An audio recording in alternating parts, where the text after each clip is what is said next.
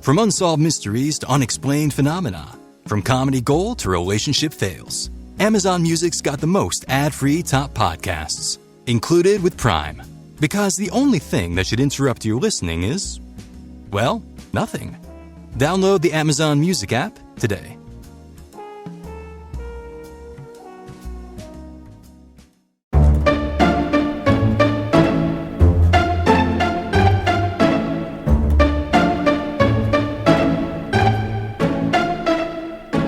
Welcome to a special series of the 5-Minute Biographies podcast from 5minutebiographies.com, where we tell you interesting things about interesting people in about 5 minutes.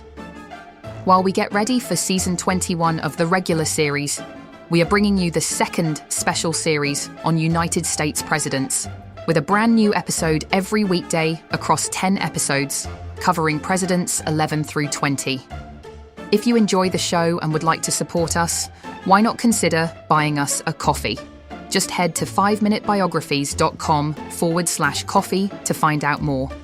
This is episode 4, Franklin Pierce.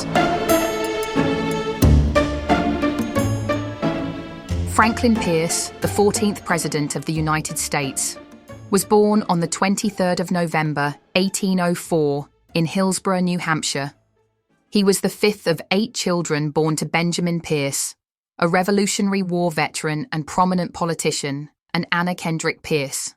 His father's political influence and military service played a significant role in shaping young Franklin's aspirations. Raised in a politically active household, he was exposed to debates on governance and leadership from an early age. Pierce's childhood was relatively comfortable, though disciplined, as his father held high expectations for him. He attended local schools before enrolling at the Hancock Academy, and later the prestigious Phillips Exeter Academy. Despite an initial lack of academic discipline, he improved his performance and, at the age of 15, entered Bowdoin College in Maine. At Bowdoin, he studied alongside future literary figures such as Nathaniel Hawthorne and Henry Wadsworth Longfellow. Although he was not a top student, Pierce developed strong oratory skills and an affable personality that would later serve him well in politics. He graduated in 1824 and went on to study law under the guidance of Judge Levi Woodbury, a prominent Democratic politician. In 1827, he was admitted to the bar and established a legal practice in Concord, New Hampshire. Pierce quickly became involved in politics, aligning himself with the Democratic Party. In 1829, at just 24 years old, he was elected to the New Hampshire state legislature.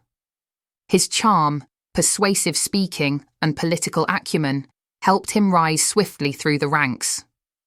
By 1831, he had become Speaker of the New Hampshire House of Representatives, where he gained a reputation for his strong party loyalty and commitment to states' rights. In 1833, Pierce was elected to the United States House of Representatives, making him one of the youngest members of Congress at the time. He was an ardent supporter of President Andrew Jackson and defended Jacksonian policies such as the removal of Native American tribes and opposition to the National Bank. In 1837, he was elected to the U.S. Senate, where he continued to advocate for democratic principles.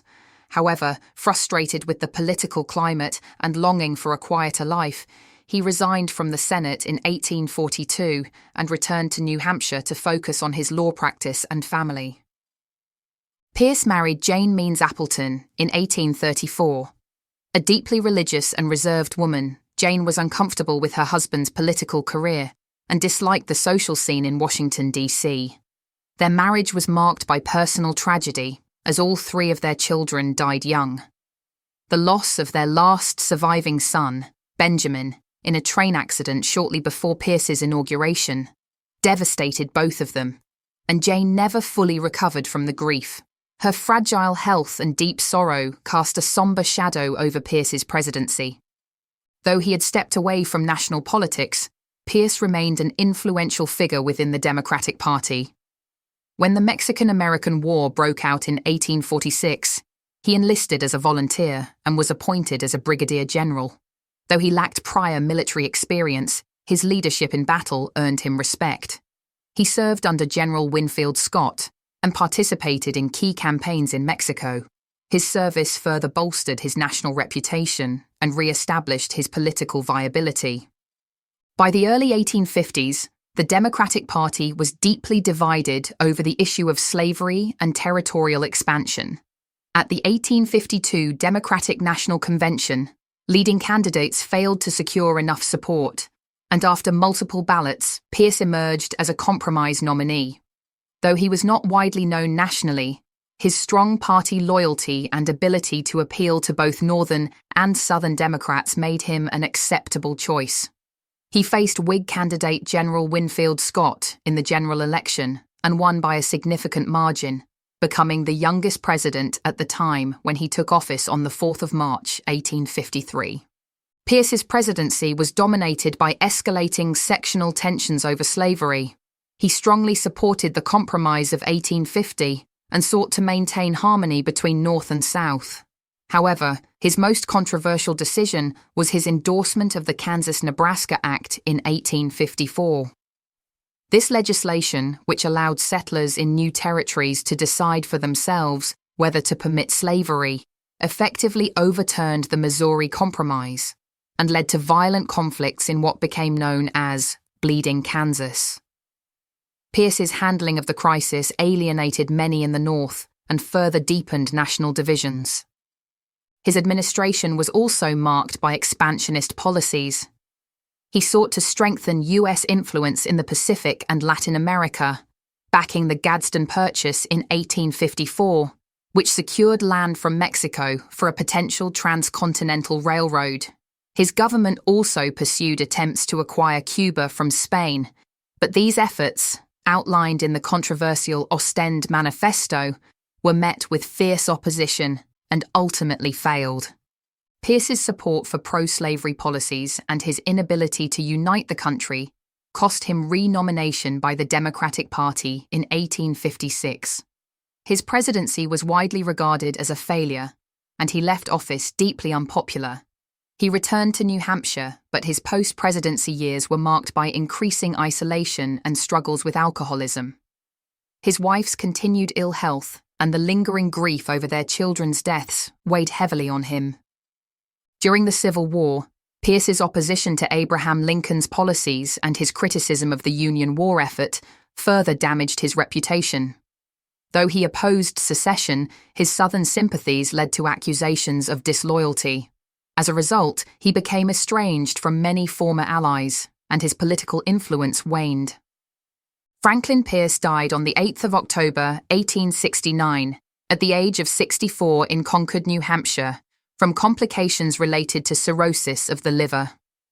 He was buried in Old North Cemetery in Concord, a city that had long been his home. Pierce's legacy remains one of controversy. His presidency is often criticized for its role in exacerbating sectional divisions and paving the way for the Civil War. His personal tragedies and struggles with alcohol contributed to his somber and often ineffective leadership. However, his political rise from humble beginnings and his deep loyalty to the Democratic Party reflect the complex nature of American politics in the mid-19th century. While he may not be remembered as one of the great presidents, his life and career provide insight into the turbulent period leading up to the Civil War. Thanks for listening to this special episode of the 5-Minute Biographies podcast. Don't forget, a new episode will be released every weekday during this series, so be sure to follow or subscribe to catch them all. And the regular 5-Minute Biographies series will be returning soon with Season 21. If you would like to support the show, you can buy us a coffee at 5minutebiographies.com/coffee. See you next time.